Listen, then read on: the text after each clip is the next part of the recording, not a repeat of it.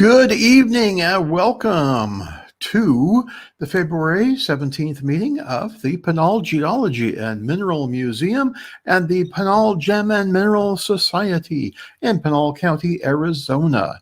Tonight we're going to talk about Mars, but I want to get a little business taken care of first, just a little bit. We will have a March meeting, and the March meeting is expected to be St. Patrick's Day in exactly 1 month, March 17th, 2001, and same place, same channel, different video URL. So check our channel and we'll do that. The program is to be announced, but I think it's going to be close to home. All right. This is, let's see, what else is going on today? Getting ready to do this, and oh dear, being your own tech is fun. I will. There it is. We're going to talk about that. But what else have I got for you? Ray is working at the museum periodically, and if you have Ray Grant, our director and curator, if you have an interest in volunteering, please do catch up with him. You can use the email sent at the bottom of the screen. That actually comes to me, but I forward it to Ray if you want to contact him.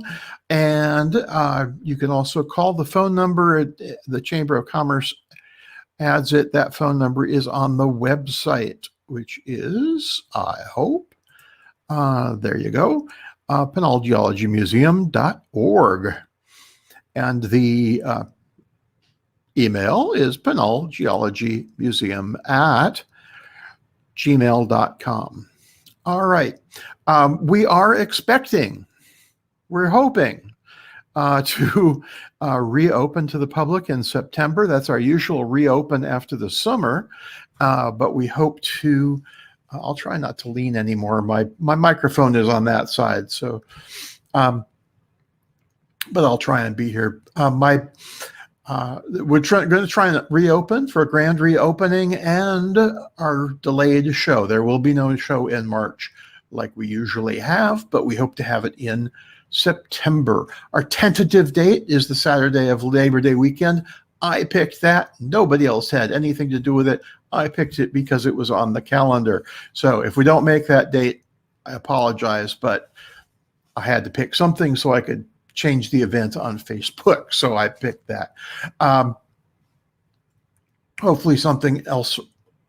So hopefully we can do it then, or we will soon pick another date as soon as conditions allow, of course. Also, let's see, there was one other thing, and I can't remember it right now, so maybe you'll get it at the end. But please like and subscribe if you're watching this video afterwards. Welcome to the video of the meeting. And please consider liking and subscribing. Visit our website at pinalgeologymuseum.com. And there's all sorts of fun stuff about Pinal County, Arizona geology, and world geology. Also, you can find us on Facebook and Twitter and Instagram and all sorts of places. So please look us up. Okay.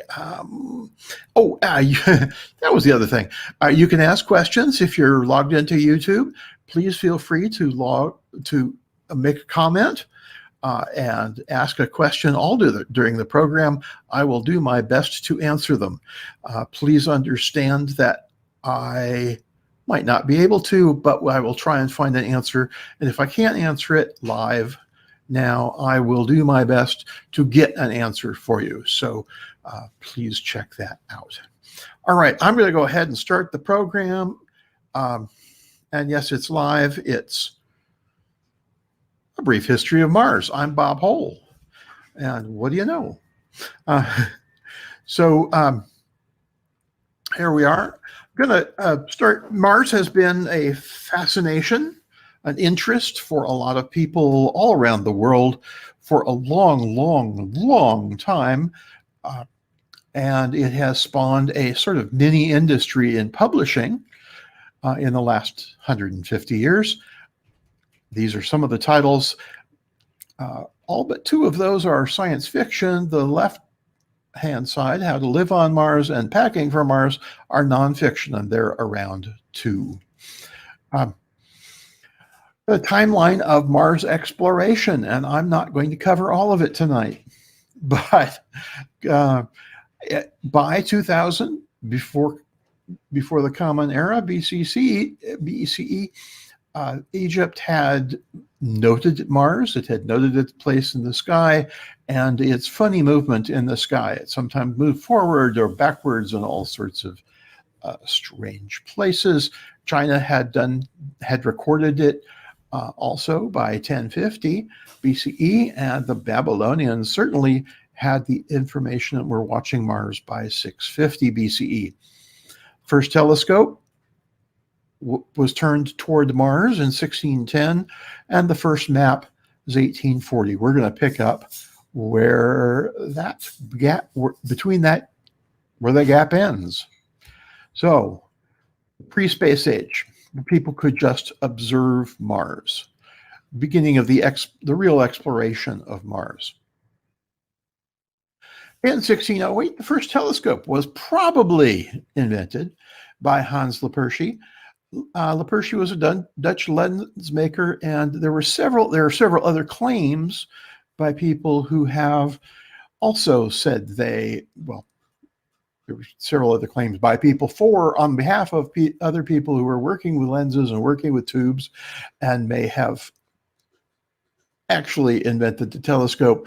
But Percy gets the credit partly because he published some notes, and Galileo got hold of those notes, and he built his first telescope in 1609, and he did them from Percy's notes. There were no diagrams, so who knows what Percy's scope actually looked like, but probably something like the one on the right there that Galileo built. That's one of his early ones. It's not his first. But he waited until 1610 to actually turn the telescope to Mars.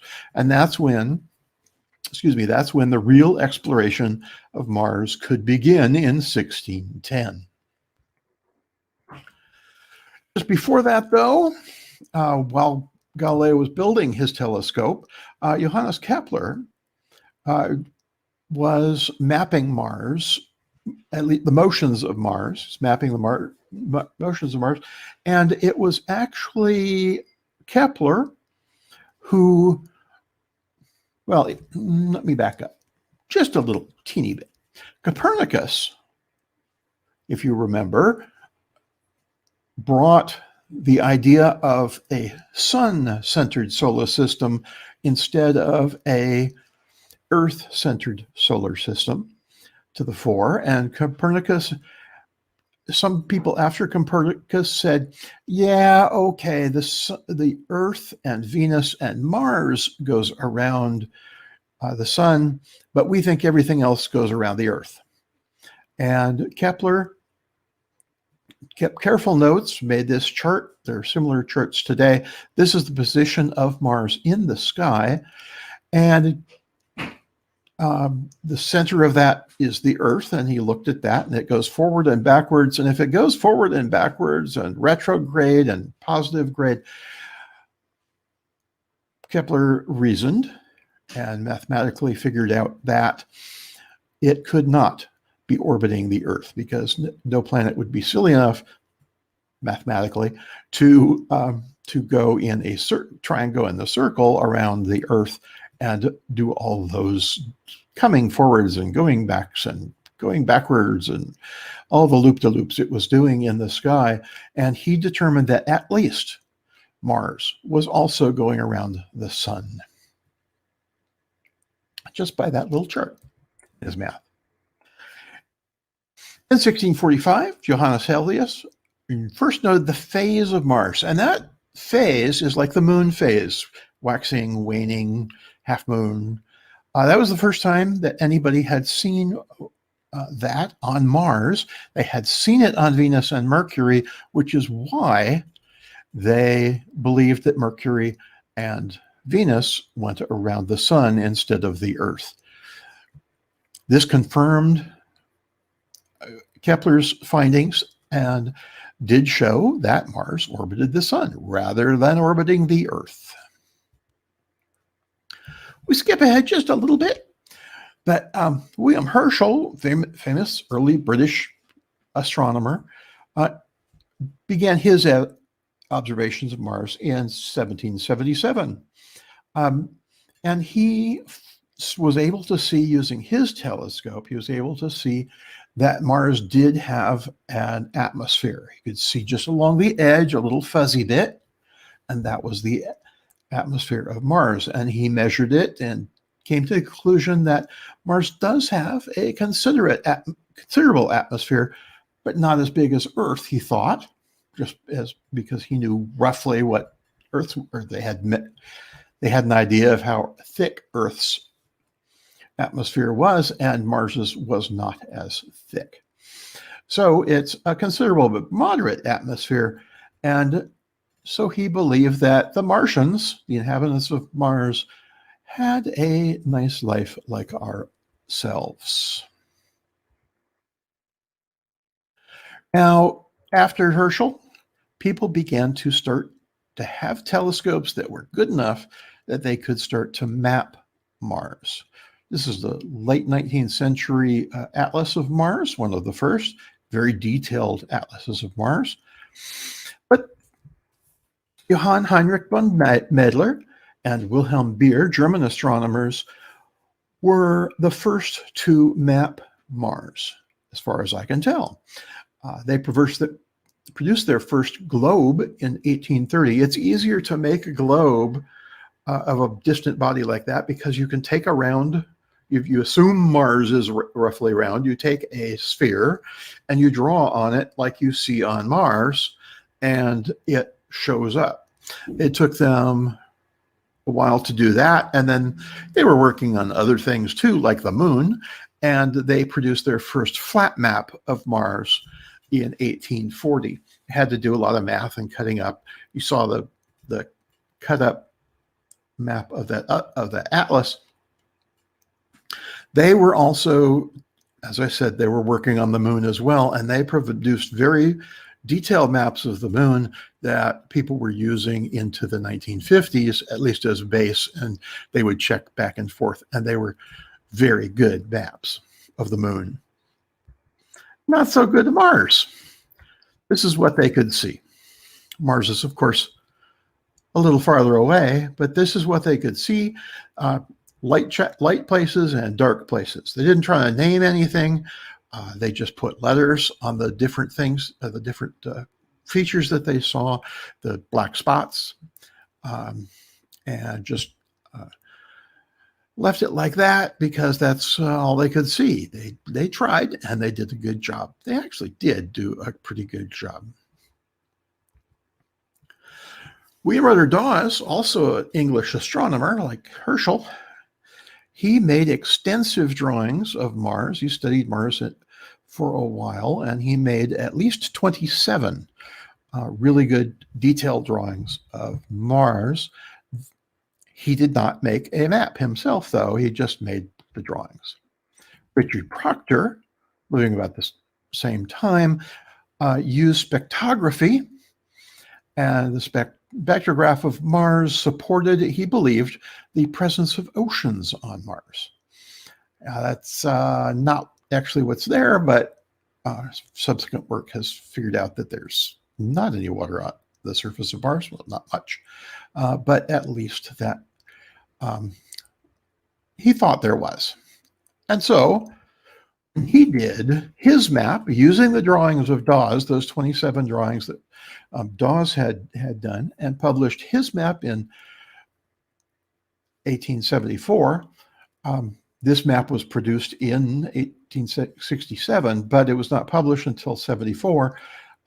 He called the dark places seas because he thought there was water there. And that's the first use of this terminology that we had seas on Mars, the first idea that we had actual oceans on Mars.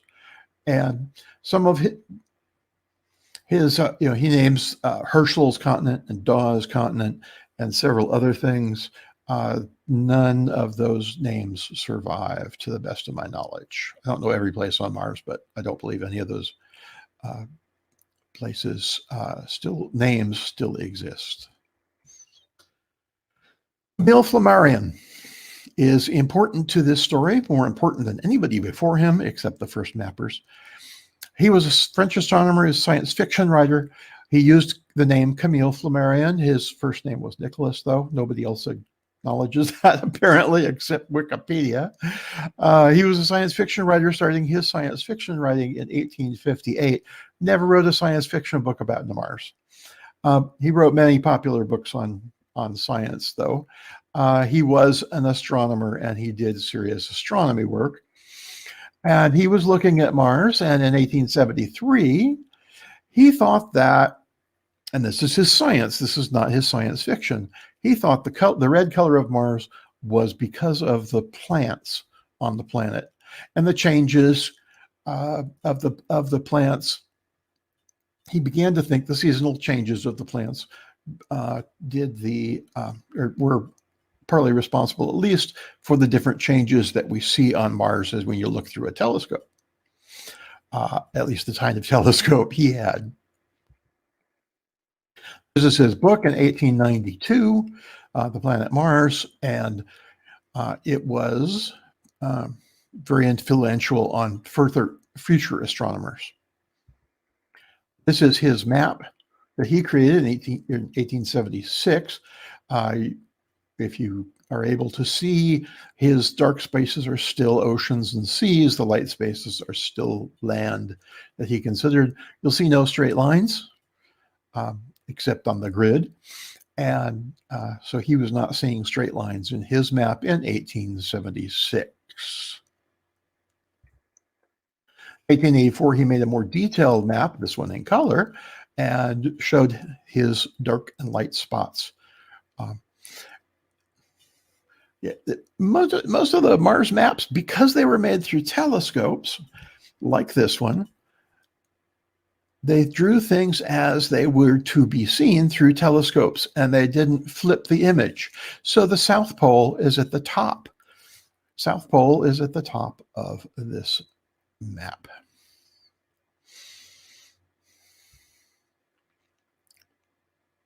Excuse me. Flammarion's map of 1876 versus 1884, just to show you he was consistent through that time. And the Newton Sea is on both places. That might get oriented. One's a flat map too, one's circles, so he's working in different scales. But there is that. Also, I want you, if you would please, to note that big dark spot with a ring around it on the left-hand globe, and you'll see that again another time. This is Giovanni Schiaparelli, excuse me. He worked a little bit later than Flammarion. He's an Italian astronomer, and he was the first to see the canals, the canali. The canali, he saw them in 1877, reported seeing them in 1877, and he is, if you've ever heard of the Martian canals, he's the one that started that with the word canale, which is Italian, of course, for channel. This is his book of 1893. This is a second one that I will refer to again in a moment. It was an important point. The English version was an important point in Mars history.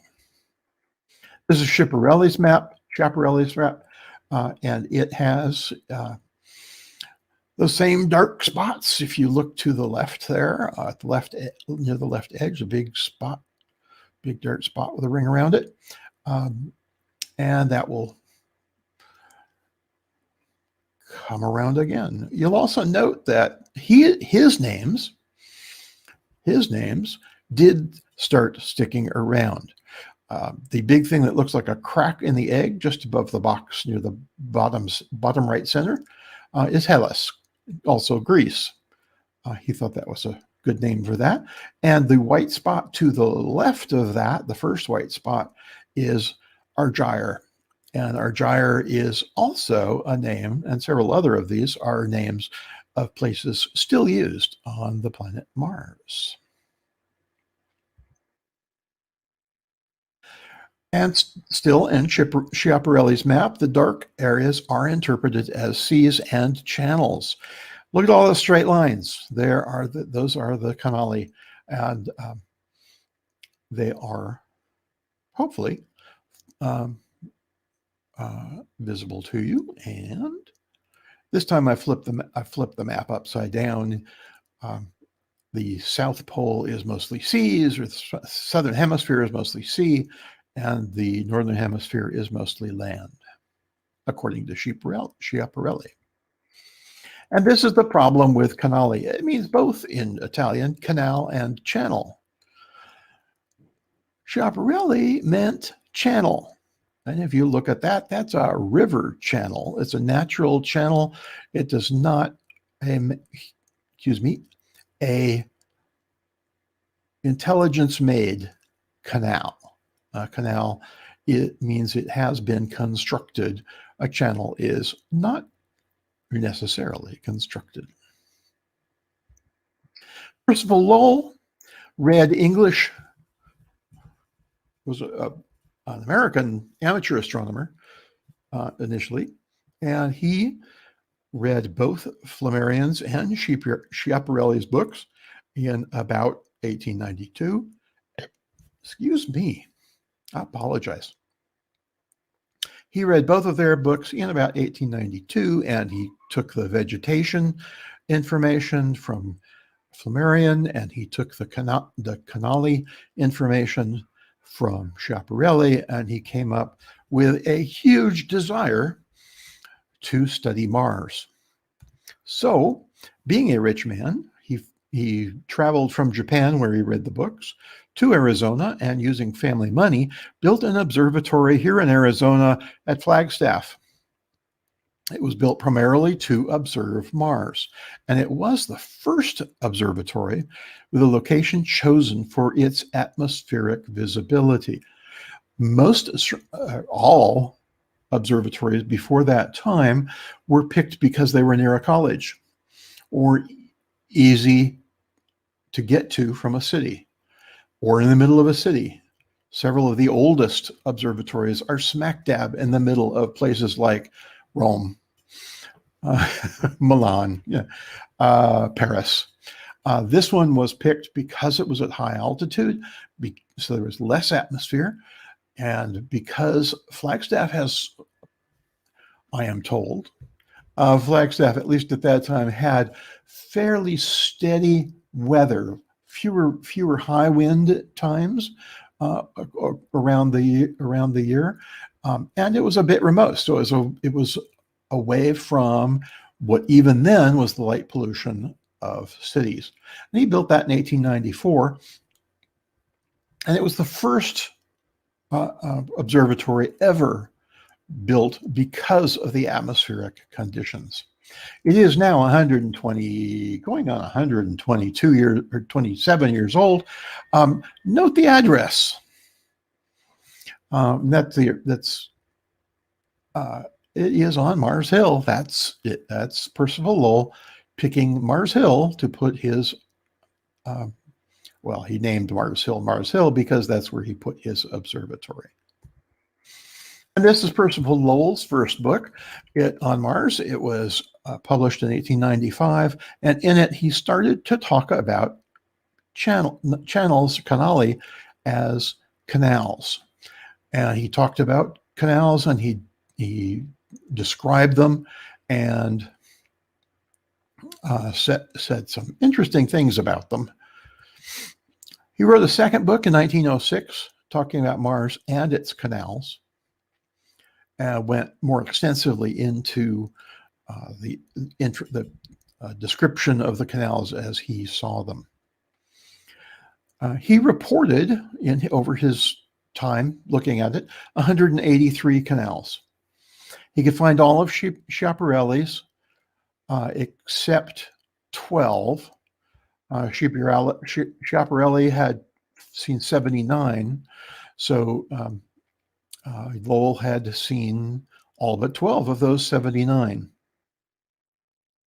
And Lowell explained in the first Mars book that he believed they were real because they had been seen by several people. 20 astronomers around the world at that time had seen the canals. None of the other astronomers around the world could see them, but he could see Schiaparelli's. Other people saw them too, so he believed they were real. He also believed they were real because they stayed in one place so they could be found, and they stayed the same width, and they stayed the same length, and they all did that. And he also believed them they were real because they sometimes disappeared and he couldn't find them.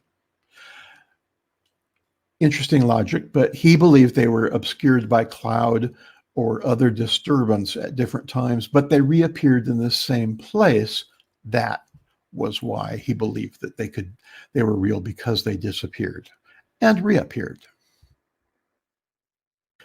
And he knew full well that a simple little straight ditch is not going to be able to be seen across the planetary distance. What he was able to do, what he suggested, though, was what they were seeing, what he was seeing, and the others that were seeing the canals was seeing, was the agricultural belt that lined the canals. He thought that the Martian surface was desert, and that those canals were bringing water from the North Pole down into the desert, and they were lined with agricultural belts, as you can see in this picture of the Nile from orbit of the Earth. And so he wasn't actually seeing the line of water, he was seeing the line of all these wide belts of agricultural lands. That's the Suez Canal there in the same picture in the red box. And as you can see, it's barely visible. It is a constructed canal. And there is a line visible, but most of that line is the built-up area and the agricultural area around the Suez Canal. So his logic holds for both the Nile and for the Suez Canal. Here, but the Suez Canal doesn't have as much agriculture area, of course, as the Nile. These are some of his drawings that he created or made in 1894 and published them. These show the canals. These are all, the south is up on these. And so the canals he brought for bottom, he saw them in these figures merging with each other or meeting with each other and going parallel. And he believed they all brought water down from the North Pole to the desert. And these were made starting on November 5th of 1894. I like that date, my birthday. All right, Percival also made this full map in 1896 of Mars. He did it conclusively, included all these rings. Where, if you note on the right side, there is that broken circle with the dark center, and that large circle on the far right, that is Hellas there. He picked a different meridian for the ends of his map than some of the other mappers. He also published the first photographs. Now, if you look it up, somebody else is, I'll tell you in a minute, somebody else is gets credit for the first photographs of Mars. These are the first photographs of Mars. They were published in 1907. And if you look at the type at the bottom, that's as big as he could make those pictures. All those little tiny circles are the maximum that he felt that you could see anything with his negatives. The large circle on the right is one of his drawings, and the smaller circles on the right side are the best images that he could come up with. He picked a few and published those as little blow-ups of the photographs that he made. They were all negligibly sized. He did believe the lighter colored hemisphere was flat, with the mountains worn down from age. And again, because it was flat and there were no mountains, so there were no river channels, he believed that the canals were there because of that, as well as the fact that it was desert. Kurt Laswitz wrote the first known science fiction book about Mars, and he relied for his science on Schiaparelli and Lowell. It was published in 1897, shortly after Lowell's first book, and it was published in Germany.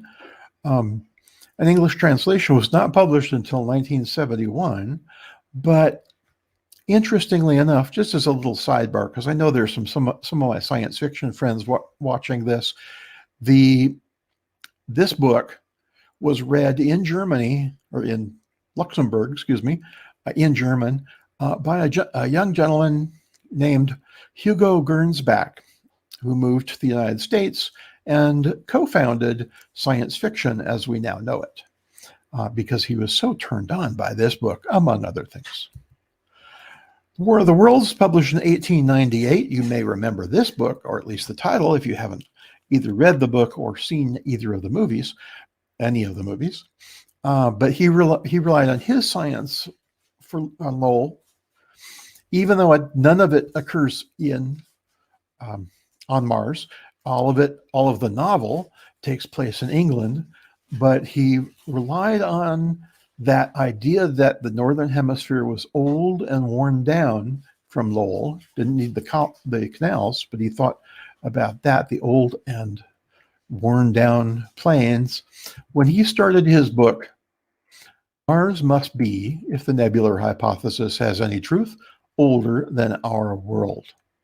The nebular hypothesis is the one that's still in play today. It's the idea that the planets formed from a gas cloud that was circling the sun. And Wells's idea was, and is probably a little bit true, that the outer planets formed first. Logical idea, whether it's true or not. The planets formed first. Well, I can't say Pluto anymore, can I? But the outer planets formed first, then Jupiter, then Mars, then Earth, then Venus, then Mercury. Probably not quite accurate, but if that were accurate, then Mars has to be older than Earth. In 1912, Edgar Rice Burroughs wrote the first of his Mars book. This became a long series, and it's been made into movies a couple of times, and it's the first American science fiction novel about Mars. And he used Lowell and the canals and the old surface as part of his plot for canal visiting, or Martians living along the canals in the desert on an old world. Science. Joseph Evans and Edward Mulder, I couldn't find a picture of Evans, in 1903 conducted some experiments. And Evans was a teacher, and he and Mulder got together, and they conducted these experiments with Evans' students. And what they did was they held up a disc similar to this one, and they got their students to draw it. And toward the back of the room, the students were drawing things kind of like this without the dots. Because at a distance, especially if you're nearsighted like me, then the dots merge, and what you get is just the lines. So with these experiments in 1903, before the 1907 Mars and Its Canals book, they determined that the canals were probably not real, that they were maybe a line of volcanoes or a line of craters, of asteroid craters, meteorite craters, and were not actually the canals. Eugene Antionati, he published the first good telescope photographs in 1909, shortly after Lowell's second book on the canals. And his 1909 images were much better, and he didn't see any canals. Again, these are telescopic images. He saw lines, he saw things. Again, the South Pole is at the top. South Pole is at the top. But these are his images. They are much clearer and much larger. Better, I'm not sure, better telescope or better film, but he got some actual real images of Mars, and there were no canals. Now, most of the scientific world believed there was no canals. Lowell, into the 20s, at the time of his death, still believed they were canals. This is Antionati's map, published in 1929. You can see all the swirls, swirls and waves and things. There are no straight lines on there, no canals. Now we're going to get into the space age. Now we got real pictures, okay? This is a NASA Hubble image of Mars, and we're going to go to Mars. These are the Mars missions since 1960. You don't need to look at the bottom. 1960s on the left, 2020s on the right. The thing I'd like you to notice is just the color. The failures are in orangish. The successful missions to Mars, this includes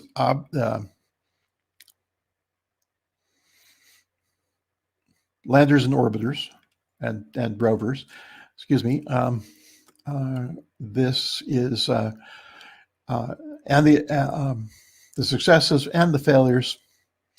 The failure rate was much larger in the early days until about 2001.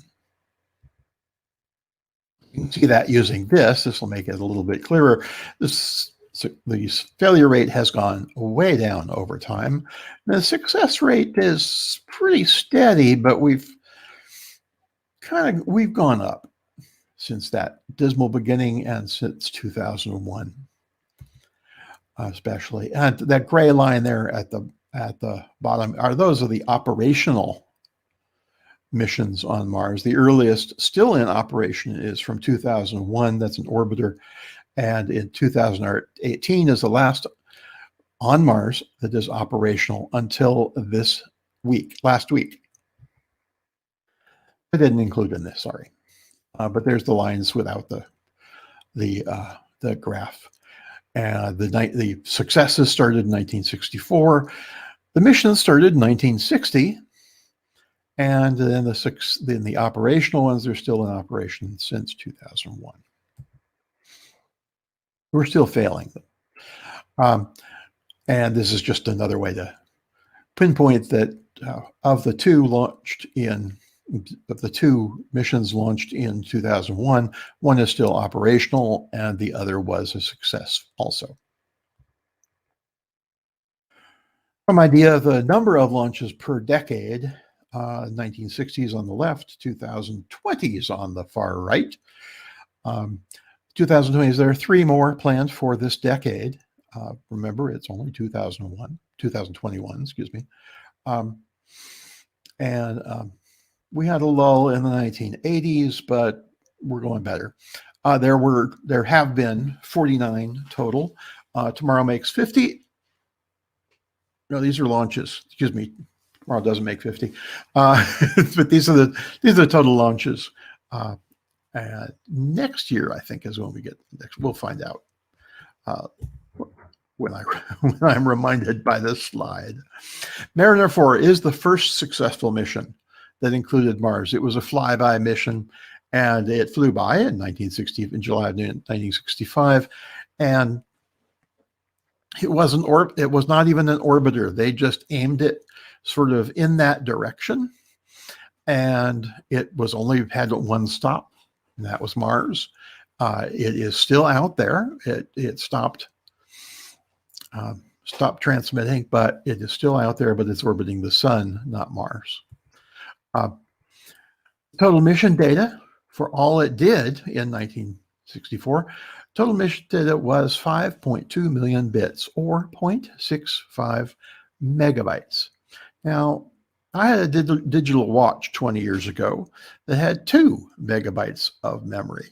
And so this was an early one. And remember, we went to Apollo, or went to the moon in the Apollo program with computers that could today be dwarfed by our phones. So we're doing we did a lot with this little bit of data, and we're still analyzing it. This is the first image from Mars.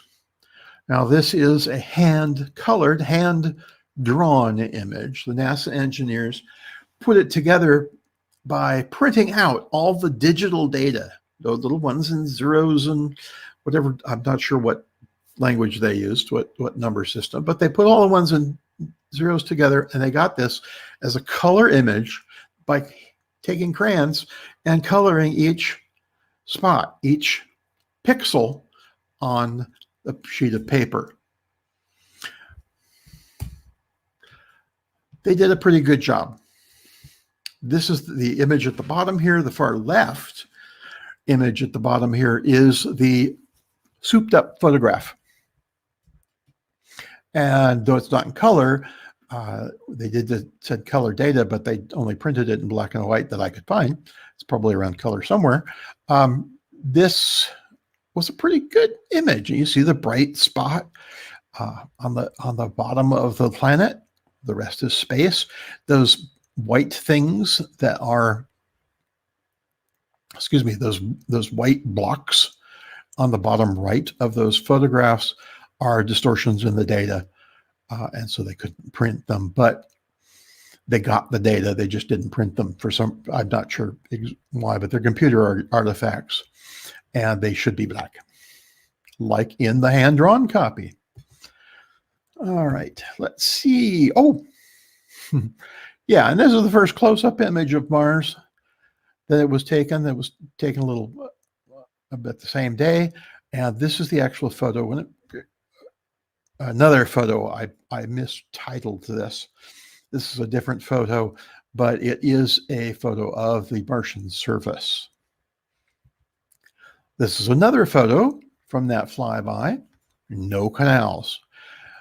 They took a lot of pictures like this. They did not see one canal. And this, in 1965, is the time when, for all scientists, the canals went away. Not until then. The next big mission to Mars was an orbiter that went into orbit in 1971. Mars 2, launched by the USSR. It was, they actually turned it off in 1972 because I don't know why. It was the Soviet Union. Who knows what they did, why. But it was an orbiter. It took some pictures. Had on board a descent module, including a rover. They sent a rover to Mars in 1971, 72. But the module crashed. The rover crashed, and the lander crashed. It was the first human impact on Mars. So they were there first. They were on the ground first. Unfortunately, they hit a little too fast, so it wasn't sending back any data. The Viking landers were sent up in 1976 or 75 for landing in 1976. It takes 9 months to a year-ish, depending on exactly how far away the planets are. And the launches are roughly every 2 years because of the orbits of the planets. Viking 1 and 2 shared a lander design. This is a model of the Viking lander. And the first one, Viking 1, landed on July 20th, 1976. Very disappointed. It was the bicentennial year for the United States, and the U.S. really wanted it to land on July 4th. They just couldn't make that schedule. I'm not sure why, but they didn't. There was a lot going on July 4th of 1976. It landed on the Golden Plain, Chrysoplanitia, in the northern hemisphere of Mars. And this is the first photo taken from the surface of Mars. This was taken about 90 seconds after the lander landed. You can see the foot on the right there. That's the foot of the lander. And the left hand is a little bit smeary because that's shifting dust during the time it took to take the exposure. And shortly thereafter, this is the first color image taken by Viking on the surface of Mars. And you can see it's a red planet. This was taken for the Viking orbiter. It stayed in orbit while Viking 1 was landing, and this is Olympus Mons. It's a shield volcano. It's the largest volcano in the solar system. And I like this picture because it shows the fossa, the trench around the volcano. It's a fault created as the volcano grows. It sinks into the surface because of the weight of the lava coming up and building up. It sinks into the surface. On Mars, this happens quite a lot. Many of the volcanoes have fossa, these trenches around them. If they happen on Earth, they're not as prominent, partly because we have vegetation and other things going on. They get worn away, but because they don't go, they take a little more time to form. Viking 2 was landed in September of 76. It landed in Utopia Planitia.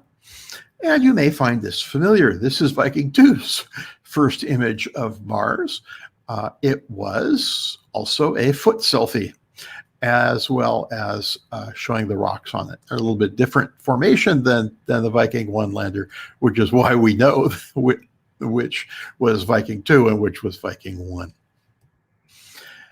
This is not the color photo from the first color photo, but it is a color photo of frost on Mars. It was the first confirmation that frost could happen on Mars. And this is from May 18th, 1979, and again from Utopia Planitia.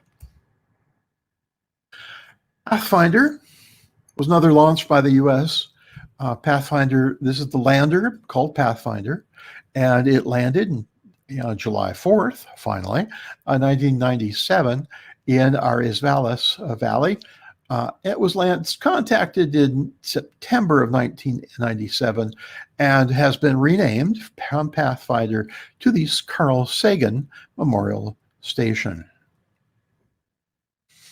This, if you look at the left side of the lander in the black and white photograph, this is what that is in the color photograph. These are the balloons that surrounded the lander when it fell on and landed on Mars. It was surrounded by these balloons. It was a weird landing system. It was cool. And basically it came in and hit the surface with all these balloons and bounced 15 meters on its first bounce back up into the air and bounced along until it stopped. It had a device would turn it over and do whatever it needed to do to get right side up before when the balloons deflated, it happened to land right side up. And that ramp there, this was the Rover ramp. It took a rover with it. The rover's name was Sojourner, and that picture is from Sojourner looking back at the Pathfinder lander. And there is Sojourner taken from Pathfinder lander.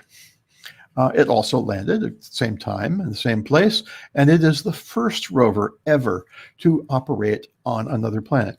It operated for 84 days at least. We know at least because it communicated through Pathfinder, and the signal was lost in September from Pathfinder and Sojourner.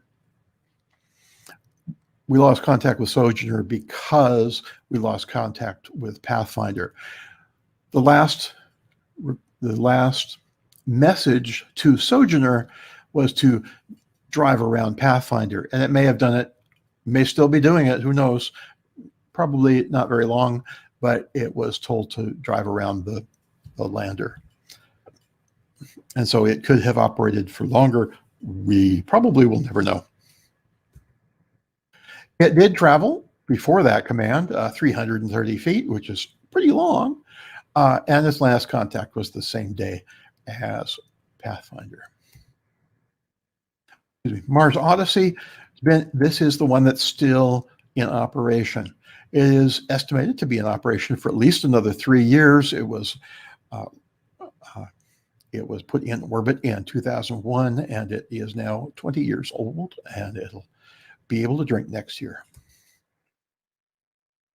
Mars Express is also still in operation. It was launched by the European Space Agency, launched in 2002, in orbit since December 25, 2003, and they expect it to last until 2026. Spirit. You may remember Spirit if you've been watching Mars for at least 15 years. Spirit landed in 2004. It was a rover, had a twin rover with it that we'll talk about in just a moment. This is the first photo taken, first color photo taken by Spirit of its landing space. More rocks. Yay, rocks. It quit working in 2009. It got stuck in soft sand, and they couldn't rocket free. So they kept contact with it, and they were getting pictures and things from data from where it was, but it was basically a rover turned into a lander because it got stuck in the sand. Don't get stuck in the sand. Arizona's full of sand and mud and rocks and things. Use a four-wheel drive. This didn't have a four-wheel drive. It had 6 wheels. Okay, this is Opportunity, the twin to Spirit. This is a selfie that it took in 2018, 14 years after it landed. It was nicknamed Oppie, and it lasted long enough to have a nickname. This was cool. The reason it lasted 14 years, almost 14 years and a month. Its planned mission was only 3 months. So it did pretty good. It traveled about 28 miles during its time, and it did a real good. If we had had Spirit also working that long, it would have been really cool. But Mars Reconnaissance Orbiter, it was also launched by the United States. It has been in orbit since 2026, and the mission was recently extended. They figured out they had enough fuel into the 2020s. They're not sure when it's going to run out, but they're going to keep doing it. Curiosity was launched by the US. It landed in 2021.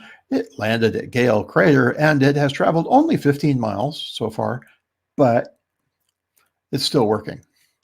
Not going on 9 years later. And this was a selfie of the Curiosity rover from 2015. And it provided the first live video, just like this, from Mars in 2012 for a conference call with, and provided the video while NASA engineers and astronomers and other people and planetary scientists provided the commentary on what it was doing and how it had been working overall on the mission. The design of this, it's lasted so long, this is cool. The design serves as the basis for tomorrow's Perseverance lander rover. And spare parts from Curiosity that were left over from tests and construction, the spare parts have been used on Perseverance. And this was a selfie taken on November 12th last year. It is still working. Curiosity is still in operation. It's still wandering around on the surface. This is a spot called Mary Anning. It was dubbed that because it kind of looks like a place that there might be fossils. And Mary Anning was a famous fossilist near Lyme Regis in Great Britain, England. If you want to follow Curiosity Rover, they're on Twitter, even if I spell it right. I didn't spell Twitter right, but they're on Twitter at Mars Curiosity, and you can follow along on the mission as it updates. MAVEN, the Mars Atmospheric and Volatile Evolution Orbiter, has been in orbit since 2014. It is fueled until 2030, and it is studying how the solar wind affects the Martian atmosphere. And they're looking to see, in part, how the atmosphere of Mars is going away. It's being taken away by the solar wind. Ours is also, but we're producing through volcanic action more atmosphere. Mars has been dead for at least a few million years. No volcanoes have erupted in a few million years. So its atmosphere is not being replenished and is thinning. They're trying to look at how and why it's thinning and how much, how fast it's thinning. Mars Orbiter mission. It is still operational. It was launched by India in 2014. Mangalyaan is the Indian name for it. It is at a slightly wider orbit than most of the other orbiters on Mars. It's able to take planet size, whole planet photographs, and it's examining the upper atmosphere and working with that, as well as providing some context. A lot of these orbiters are down in the mud, so to speak. They're down near really close to the atmosphere, and they're only take pictures of a little part of the planet. They're not able to see the bigger picture, which is sometimes needed. They have to put all these little pictures together. The Mars Orbiter mission, also called MOM, can take pictures at a wider angle, and this is also useful. Nobody else was doing it, so India said, hey, we can do that. The ExoMars Trace Gas Orbiter, launched by European Space Agency in Russia, it's been working since 2016. Don't know its life expectancy. It had a rover or lander associated with it, but the lander crashed when it was released. The lander didn't make it, but the orbiter is still in use, and so they've repurposed it, and it will be used with a new lander that will be launched next year. And the rover they launched was called Schiaparelli in 2016, and the InSight lander, more recent yet, launched again by the United States. It landed in 2018, and its mission is geologic studies. It has been extended to at least next year. See what happens with that, see if it works. It has a heat probe and a seismic detector attached to it. I've labeled them there on the picture. The heat probe has just been turned off. It didn't work. It was supposed to burrow into the soil and go at least a couple of feet down and hopefully longer, and was supposed to take temperature measurements to see how fast the heat from the mantle is coming through the crust and how fast the planet is cooling off. Didn't work. It got about a foot down and never got any lower than that. The rock, there's apparently a rock in front of it, or the mud is just too thick. I'm not sure. They probably are, but they just canceled that part of the mission. The other part, the little cup there on the right, is a seismic detector. And the seismic detector is recording Marsquakes and helping to define the interior of Mars, like the study of earthquakes here has helped to define the interior structure of Earth. The largest measured Marsquake is measured 4.5, and they can be common. They know that now. They can be very common. For the first about 9 months of the mission, they didn't detect any Marsquakes. It was really windy on Mars, and they got a lot of wind buckling the earth, rocking the earth near the lander, but they didn't get any real Marsquakes, and they couldn't understand why. And then the wind died down a little bit, and suddenly they're seeing Marsquakes all over the place. So they now know that they can be common. They apparently landed in the middle of a quiet time for Earth movement. They're probably due to the planet cooling. And if you've ever listened to the ticking of an engine as it cools, that's what is probably causing the Marsquakes. That little ticking as the planet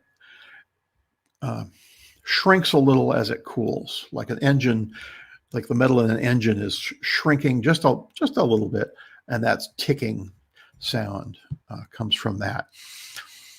They have detected P and S waves, like here on Earth, but they have not detected any surface waves. For some reason, Marsquakes don't move along the surface of the planet, Marsquake.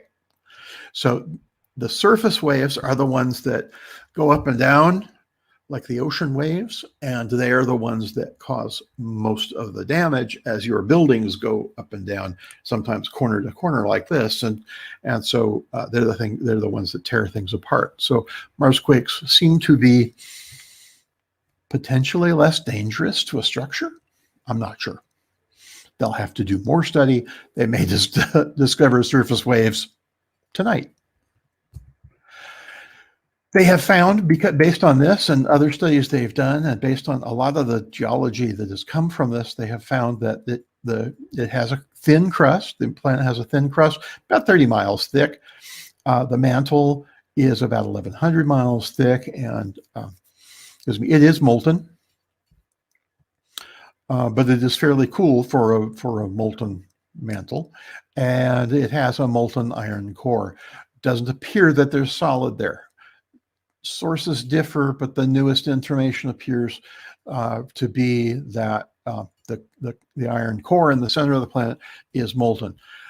Unlike ours, which is solid, more solid at least, it does not rotate inside the mantle. And so, unlike Earth, because that rotation on Earth, in Earth's core, causes the magnetic field, that shields us from the solar wind and from gamma rays and a bunch of other stuff. This does not. All right, InSight Lander will be listening for the seismic signature from Perseverance tomorrow. And Hope, launched by the United Arab Emirates, in orbit last Tuesday. And this is Hope's first image, if you haven't seen it yet. This is the first image of Mars.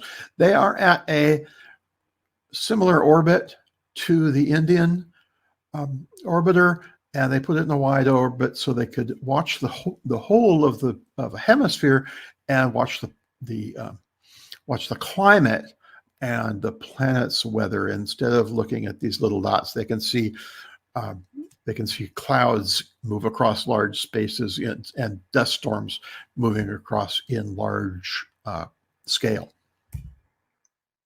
And just for orientation, there's the North Pole.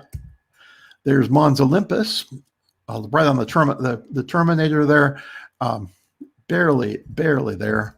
And those are the most prominent features, I think, on Mars. The three volcanoes that look like somebody has put their fingers in there, with Mons Olympus as the thumb.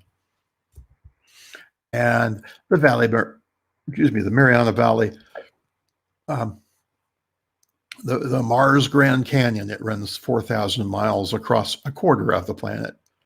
So it's quite an impressive thing. Yeah, our Grand Canyon is grand compared to this. No, but compared to Mons Olympus, Everest is a piker. And just because these are Ulysses Thoris and Biblis Tholis, excuse me.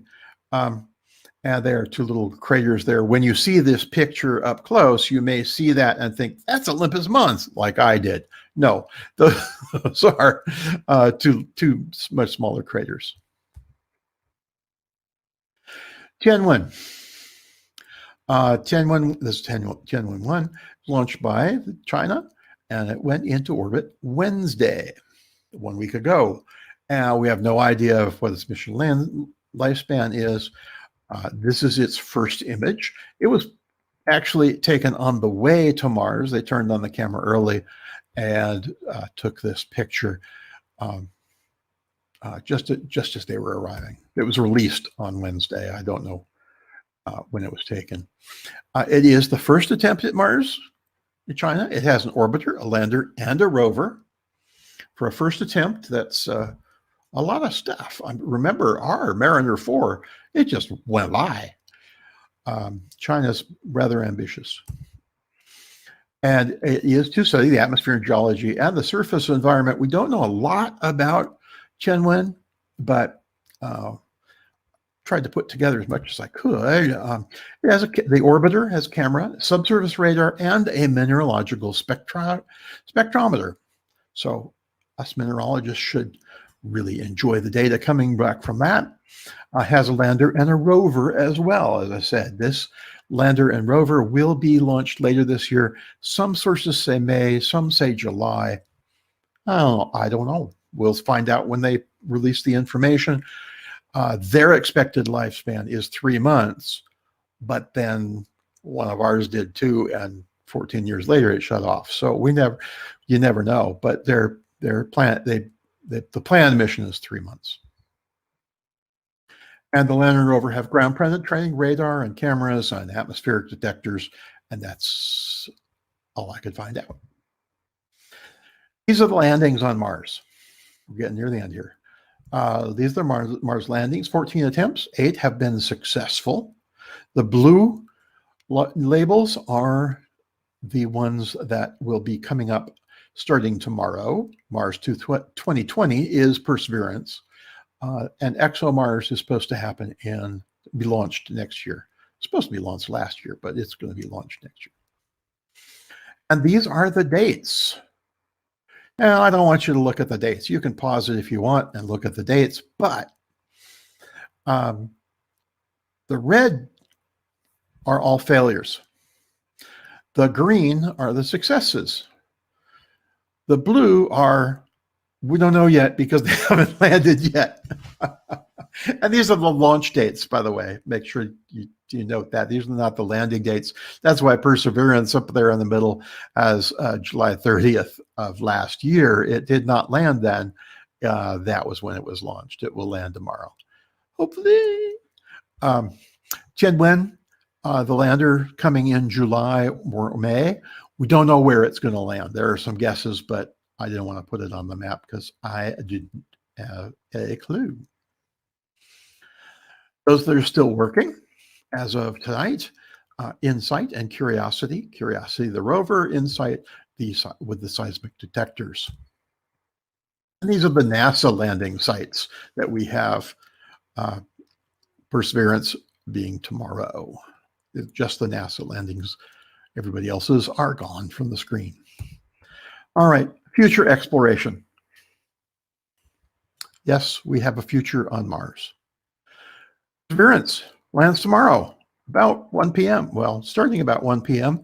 That is changing. Let's see if I have my right information here. There you go. It's scheduled for about 1 to 2 tomorrow. That's when the beginning of the lander is. And so that is that. It has been nicknamed Percy, and I'm not sure who nicknamed it Percy. I've seen a couple of places where it's been nicknamed Percy. If you want to follow it along, they have a Facebook page for it. They also have a Twitter feed. You can also just go to NASA's Mars website. But the NASA Perseverance rover official channel is there. NASA Persevere, what? Yeah, whatever. The Twitter feed is there. Also, there's a unofficial semi-common comedy account. They make light of it, but it's good science and links to the real science as well. But it's a fun one to follow. Ingenuity is landing with Perseverance tomorrow, and its planned flight is next month, and a month from now, just after our, if you were paying attention, just after our March meeting. And it is going to mostly study flight on Mars, make sure that we can run a drone with an 11-minute plus delay of instructions. And if it's successful, it will navigate for Perseverance. It'll be a help to the land rover. And it's been nicknamed Ginny, and it has an unofficial, like Percy, has an unofficial Twitter feed, which you can see there.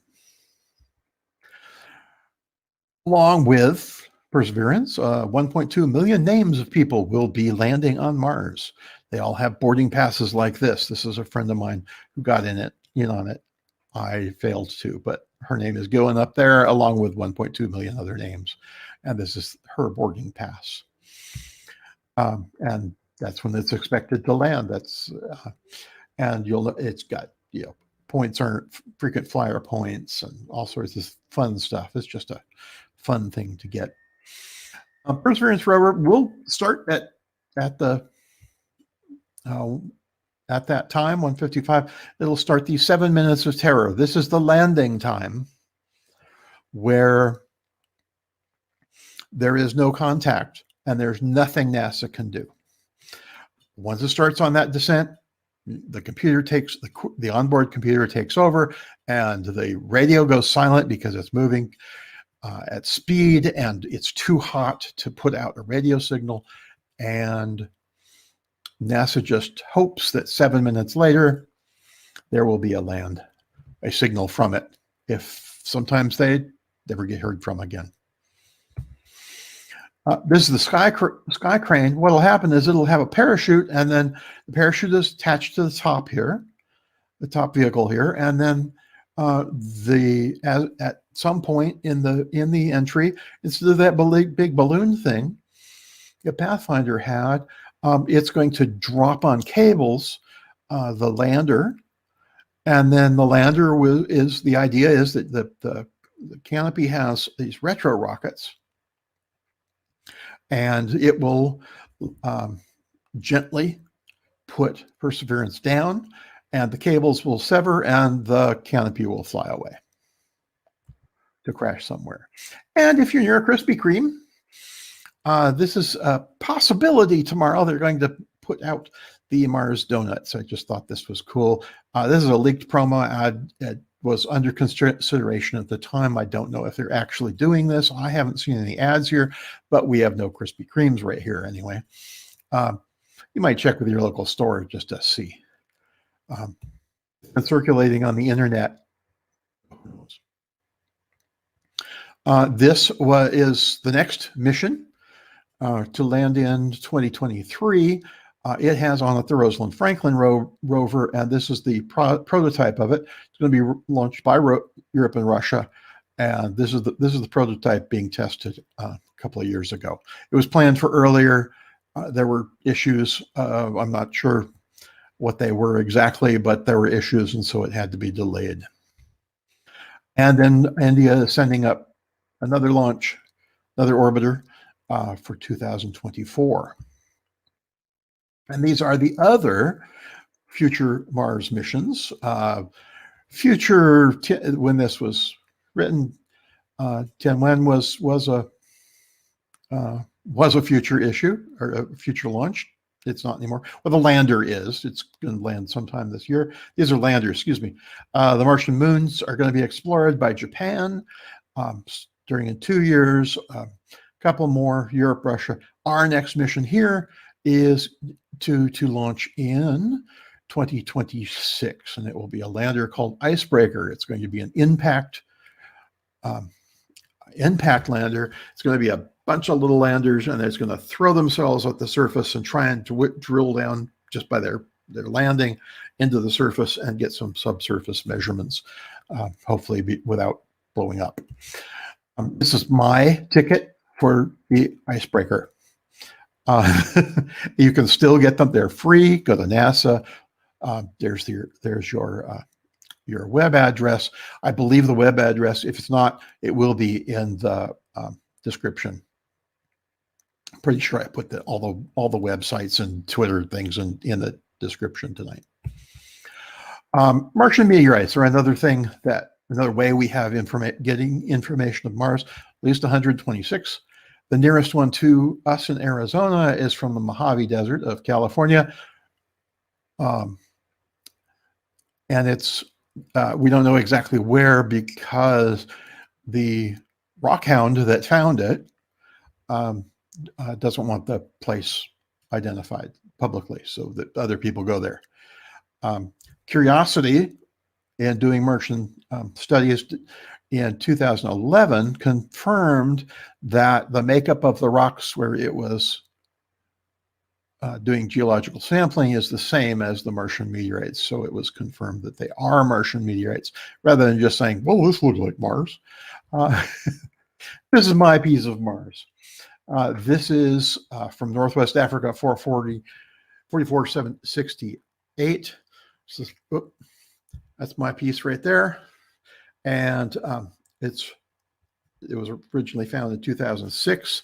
You can buy them on Amazon and eBay and a couple other places. I can't remember exactly which one I got this from, but you could buy your own piece of Mars. This is the closest I could get to my actual meteorite site. If you look here real close, you can see that little thing in the white circle is my piece of Mars, and this is that's not even 2 inches on the side. And I don't see canals. It was published though, and it does resemble rocks found at the Opportunity landing site. If this is real, I'm not going to give this to ASU and have them test it. I'm just going to pretend that it's real. Now we have, in our explorations, come up with a good geological map of Mars. This, I did put the link if you want it. It also has a key published, and you can find out the good geology of Mars. This is a comparison of the original map and the USGS map. It was published 2014, I think. And we've got the place names here. And I want to point out Mons Olympus on this map here. This is a good relief map. And those three volcanoes and their relationship to Mons Olympus, they are the Tharsis Montes together. They are the most prominent things on Mars to many people when they look at a map. As you can see, it's not much else is there. But this is the Valles Marineris, and it is 4,000 miles roughly between those two arrows. This is the Argyle Basin. Remember that from way back in the 1870s? It's still there, still with the same name. And this is Hellas, the Hellas Basin. Remember Greece from that same map. And Chrysi Planitia, where the Viking landed. Popia Planitia, where Viking II landed. And these are three places: the Argyre Basin, Hellas Basin, and the Iridis Planitia. Planitia means plain. Those three places show up on this map. This is Lowell's map overlaying the modern map, and those places I had to split up Lowell's map because it was a different view, the opposite view of the planet. But I've had to I've overlaid that, and if you look near the Hellas Basin, there is a little light indent into what is the dark there, and that is the Iridis Basin. They're Iridis Planitia. And so he got some things, he was seeing real things. He just didn't see the canals. They thought, here's his map, and back to the modern map and Lowell's. European Space Agency put out this. This is one of the best maps of Mars. This is a hiking map. They put out a number of these, and it's a topo map, 1 to 50,000. I think this is really cool because just like you can get a topographical map to do rock hounding or hiking here on Earth, you can now get some from Mars. Doesn't have the whole planet covered, but neither do we. And that's the range of maps. What's happened in the last 200 years. To finish up, I want to use this quote from Ray Bradbury. We are all children of this universe, not just Earth or Mars or this system, but the whole grand fireworks. And if we are interested in Mars at all, it is only because we wonder over our past and worry terribly about our possible future. Thank you. And remember, the landing is at 12. I'm not sure. The land. I got that last one from NASA. So start watching 11:15, or start looking for it 11:15 or 12:15, and you will start to see not the landing, but the pre-landing information. So, and some of the publicity, you saw that I'm writing a book, or I'm working on a book, and this is that book, The Annotated Mars. I hope it's launching next year. We'll see. And what I'm doing is some of the original sources that I mentioned earlier and some that I have not, I'm going to be, I'm annotating them and editing them for a modern audience. Oh, I don't see any comments. I hope there are questions. If you have any, I'll try to answer them. You can put them in the comments of the video. I should have mentioned that a couple of times before, but let's see, I'm going to unshare that and remove that and show up. Big time. All right. I thank you very much for watching. Again, our next presentation is going to be March 17th, a month from today. The third Wednesday is always it, at least through May. We got 3 more of these to go this winter season and non-summer season before it starts turning at 115 degrees here in beautiful southern Arizona. It was 65 today. I hope you're not watching from Texas and getting jealous. All right. So I hope you will come enjoy this show. If you have comments, you can email. You can. There's the. Let's see. There was. Don't just get that email back. penalgeologymuseum.com or penalgeologymuseum@gmail.com. And hopefully, if I can, I will find you an answer no matter what the question is. I have an answer for all questions. Some of them are I don't know. Okay. Thank you again for watching. See you next month or online at one of our many social media possibilities. Thanks very much.